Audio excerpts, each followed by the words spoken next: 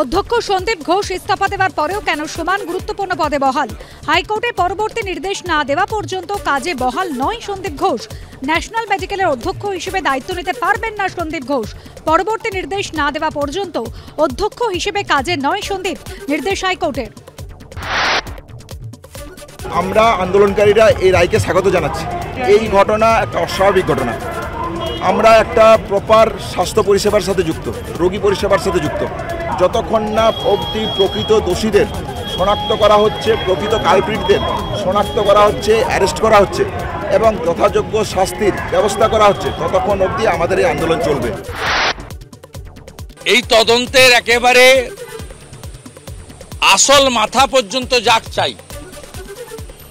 শুধুমাত্র gang rape যারা করেছেন তারা নয়, গ্যাং রেপ, মার্ডার, এই ধরনের ব্রুটাল ইনসিডেন্ট যারা করেছেন তাদের যারা রক্ষক, তাদেরকেও যাতে পানিশমেন্ট দেওয়া হয়, এই জন্য আমার পিটিশনে ছিল যে অনারেবল কোর্ট মনিটরিং করুক।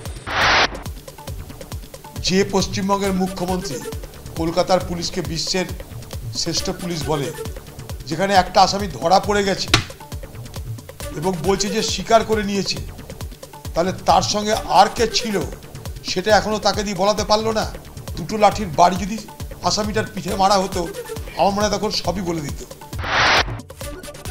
কলকাতা পুলিশের সেরা টিম তারা কাজ করছেন, 24 ঘন্টার মধ্যেই একজনকে গ্রেফতার করেছেন, তদন্ত চলছে।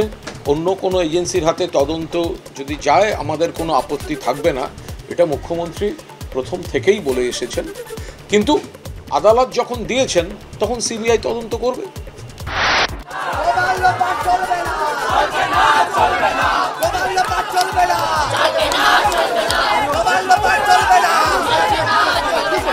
আরজি করে নতুন করে উত্তেজনা, ভিতরে ঢুকে পড়ল এসএফআই ও ডিওয়াইএফআই। প্রমাণ লোপাটের অভিযোগে বিক্ষোভ।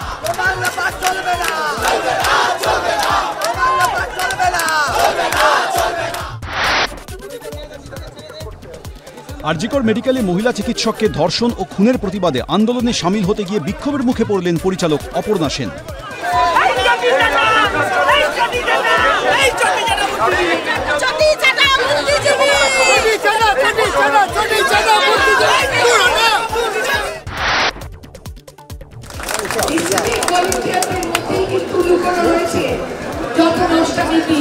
কেন পুলিশ কি করছো? কেন তক্ষুনি এটাকে একটা আত্মহত্যার ঘটনা বলে ঘোষণা করলো? আমাদের দাবি যে এই পুলিশের ভূমিকা নিয়ে।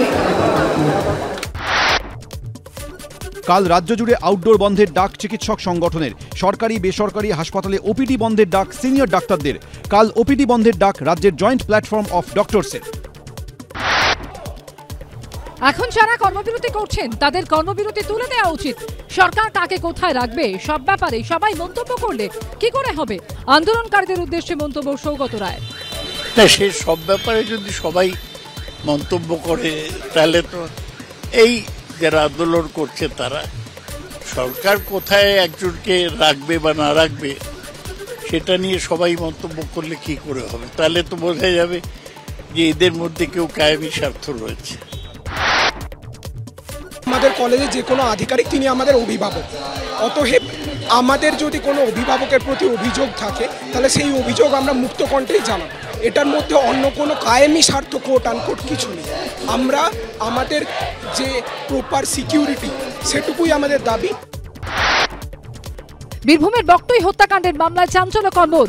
অভিযুক্তদের চিনতেই পারলেন না মেহিলাল সহ 6 সাক্ষী। মামলার ভবিষ্যৎ নিয়ে এই প্রশ্ন সিবিআই এর।